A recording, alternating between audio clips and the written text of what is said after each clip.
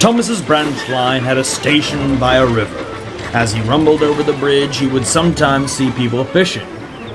Sometimes they stood quietly by their lines. Sometimes they were actually jerking fish out of the water. Thomas often wanted to stay and watch, but his driver said, "No! What would the fat controller say if we were late?" Thomas thought it would be lovely to stop by the river. Every time he met another engine, he would say, "I want to fish." They all answered, "Engines don't go fishing."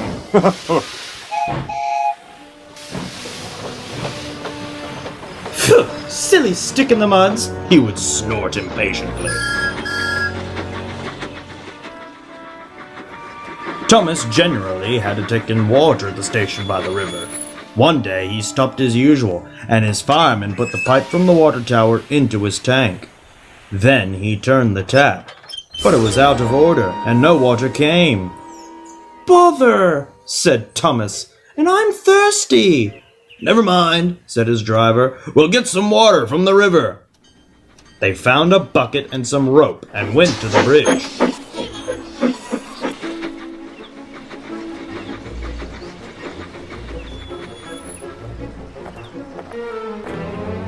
Then the driver let the bucket down to the water. The bucket was old and had 5 holes, so they had to fill it up, pull it up, and empty it into Thomas's tank as quickly as they could. "There's a hole in my bucket, dear Liza, sang the fireman. "Never you mind about Liza," said the driver. "You empty that bucket before you spill water all over me."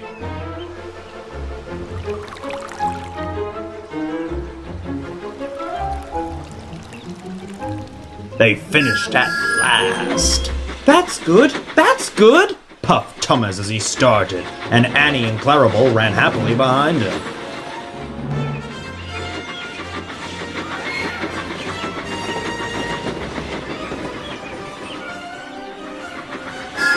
They puffed along the valley, and were in the tunnel when Thomas began to feel a pain in his boiler, while steam hissed from his safety valve in an alarming way.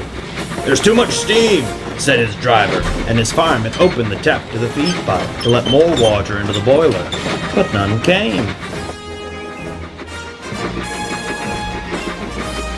"Oh dear," groaned Thomas. I'm going to burst! They dampened down his fire and struggled on.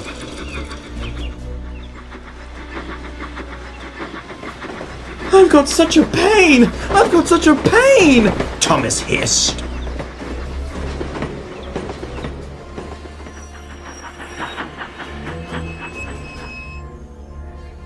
Just outside the last station they stopped, uncoupled Annie and Clarabelle, and ran Thomas, who was still hissing fit to burst, on a siding right out of the way.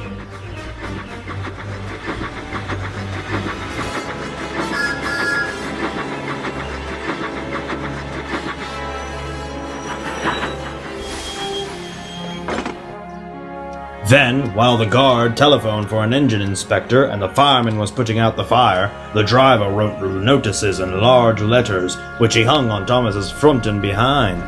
"Danger! Keep away!"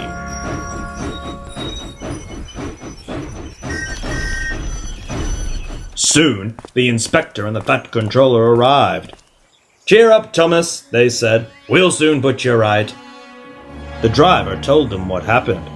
"So the feed pipe is blocked," said the inspector. "I'll just look into the tanks." He climbed up and peered in. Then he came down. "Excuse me, sir," he said to the fat controller. "Please, look in the tank and tell me what you see." "Certainly, Inspector."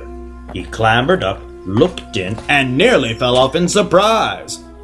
"Inspector," he whispered, "can you see fish?" "Goodness gracious me," said the fat controller.